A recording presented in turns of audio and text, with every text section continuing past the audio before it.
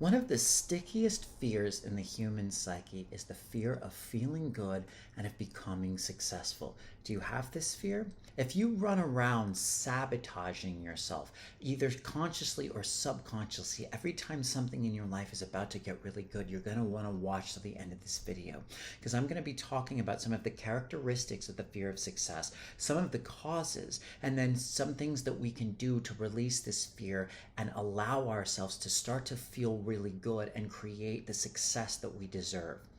My name is Adam. Welcome back to my YouTube channel. Before we dive into this video, I want to let you know that I'm doing free 30-minute breakthrough calls for anybody who wants a little more guidance on creating a vision for their best life and getting to the bottom of the things that are actually stopping them from really going forward and taking action. I'll map out a little bit of a plan to help you get really in alignment with creating the life that you want and the success that you deserve. Let's get started. So, I have found that human beings tend to be afraid of failure, yes.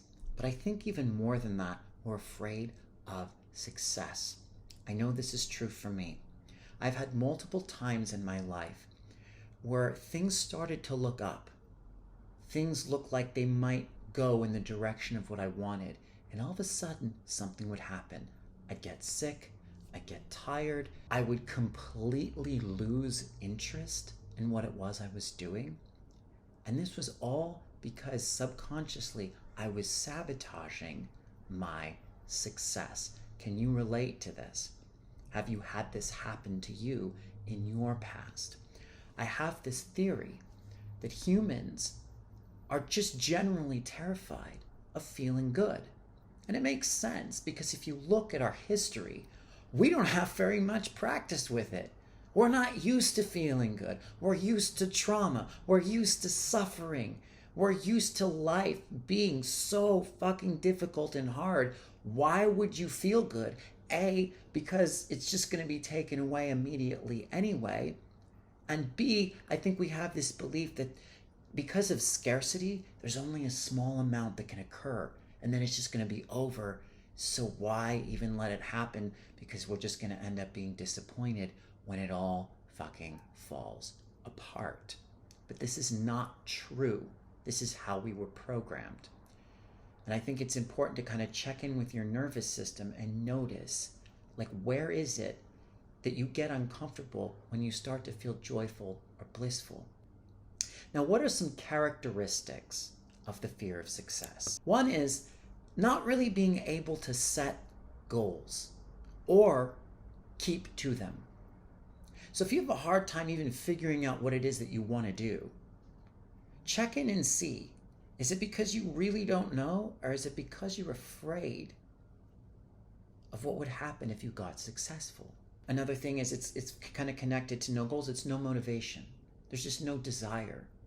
There's no desire to do anything.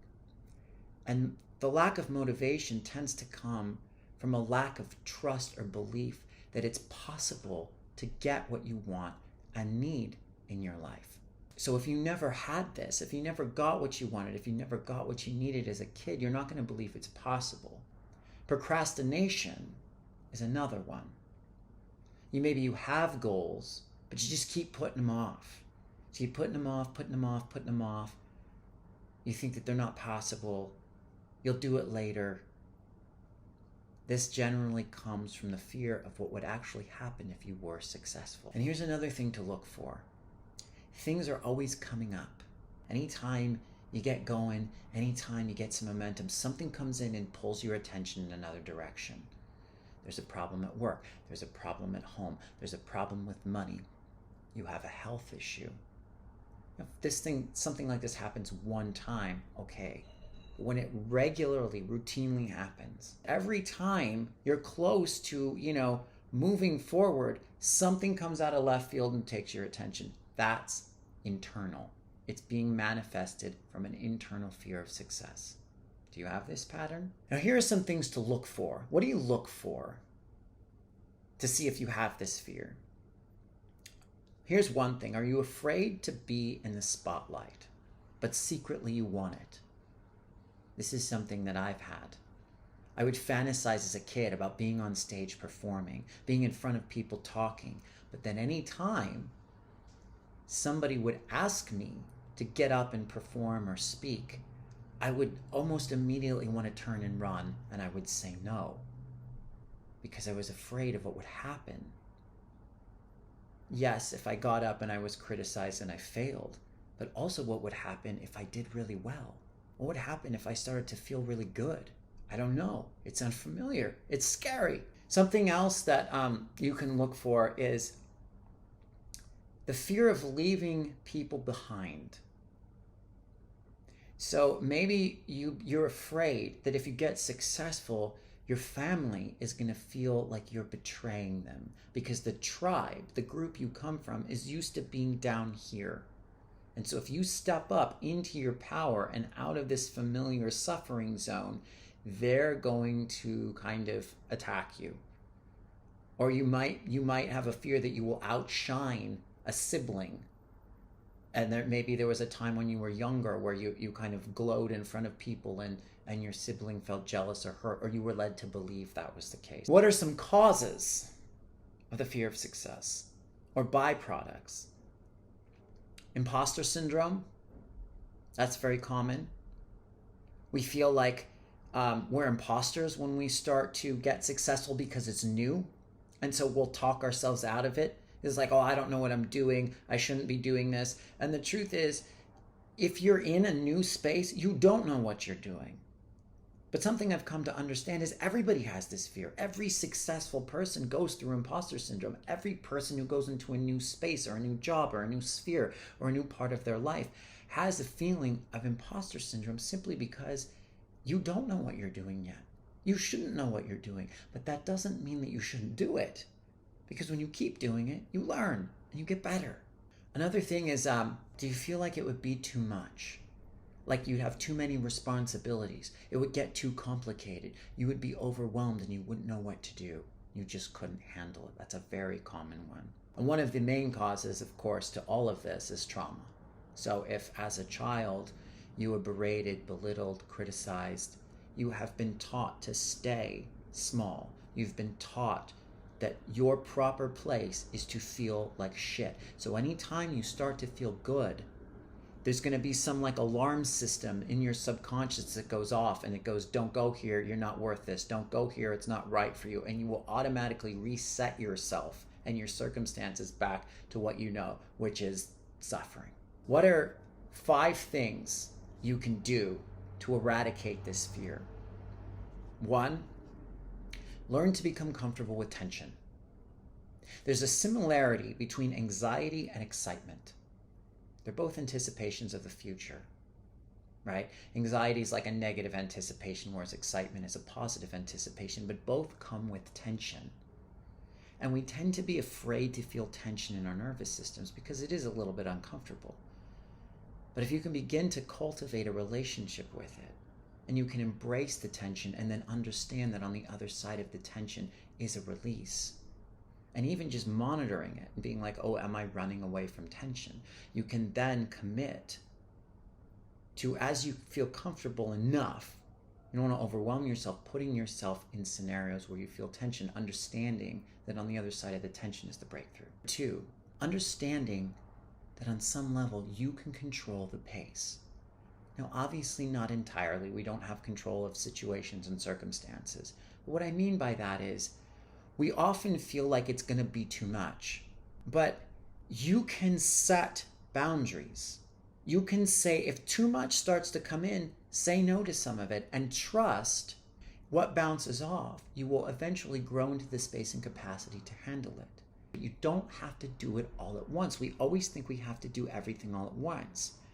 So you can control the pace, and you can handle more than you think, and you can say no.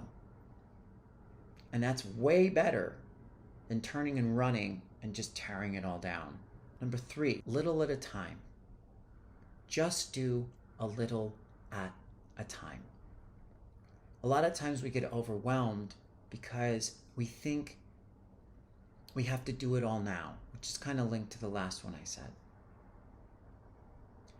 You can go little by little by little forward. you can feel a little bit of fear, push yourself through a little bit of fear, and then back off and take a little time to rest and integrate. Then you can push yourself a little bit more to go through a little bit more fear and take in a little more positive energy, and then back off. Number 4, practice feeling good. Like I said, we don't really know how our capacity for feeling good in our body tends to be very little. But you can't increase the capacity without allowing it to increase. So feel into your body and imagine something that makes you feel good, whether it's something real that's already happened or an imagined scenario. And notice in your body where you feel that, and see if you can hold that feeling for as long as possible, and make this a daily routine. And notice when it starts to increase how your mind wants to check out, and you get squirmy and you want to get up and you want to go send an email, or you got to go make a phone call, or you got to go check YouTube. Notice how your body starts to almost short circuit the positive feeling, and continue to practice sitting with it as long as possible. And the 5th thing that you can do is understand that the fear and the trauma and the sadness and the grief are all simply distractions from the good things that want to come in. Everything is interconnected. Light, dark, positive, negative, fear, love. We tend to get stuck in the separation perception of like, oh, I feel bad and this is all there is. When you understand that it is the flip side of the positive coin, you can start to ask yourself when you feel afraid and when you feel nervous, what gift wants to land? What positive feeling is wanting to come into my nervous system? What expansion is wanting to happen now?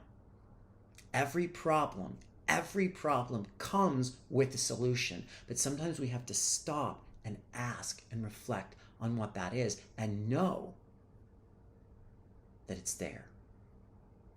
Let me know how this goes. Please leave any comments below. Please like and subscribe to the channel. Also, I have a free energy clearing if you want to download that. It's in the description. And I look forward to seeing you next time. Thank you so much.